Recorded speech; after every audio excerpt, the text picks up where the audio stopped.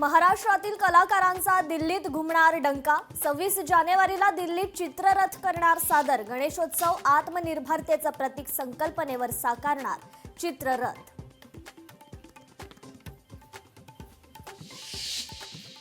सत्याहत्तराव्या प्रजासत्ताक दिनी अरबी समुद्रात तिरंगा फडकणार। शेकडो नौकाध्वजाला देणार मानवंदना। कार्यक्रमासाठी दिव्यांग आणि निराधार ज्येष्ठ नागरिकांना विशेष आमंत्रण।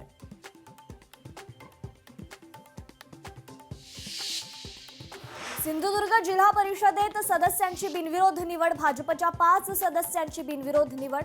प्राची इचवलकर, प्रमोद कामत, रुहिता तांबे, सुयोगी घाडी, अवनी तेलींची बिनविरोध निवड।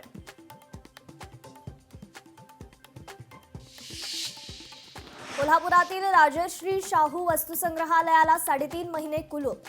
वस्तुसंग्रहालयाचं काम पूर्ण होऊन देखील वस्तुसंग्रहालय बंद अवस्थेत। वस्तुसंग्रहालय तत्काळ सुरू करण्याकरता शाहू प्रेमींची मागणी।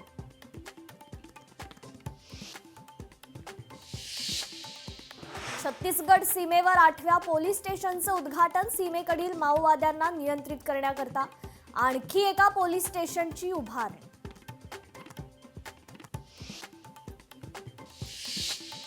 सिंधुदुर्गातील सावंतवाडीत अल्पवयीन कार चालकाचा थरार। भरधाव कारची उभ्या असलेल्या वाहनाला जोरदार धडक। अपघातात मंगल कार्यालयाचं नुकसान।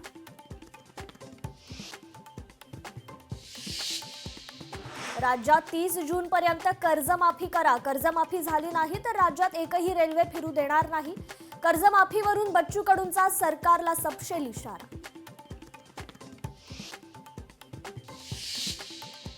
बदलापुरातील घटनेनंतर आता पूर्व प्राथमिक शाळेतील विद्यार्थ्यांना ने-आण करणाऱ्या अवैध वाहनांवर कारवाई करा।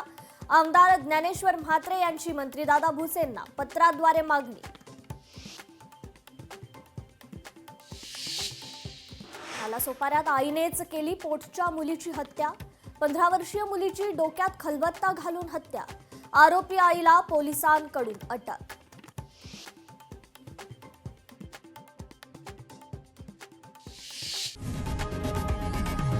लोकशाही मराठी ऐका, पहा, जागरूक रहा।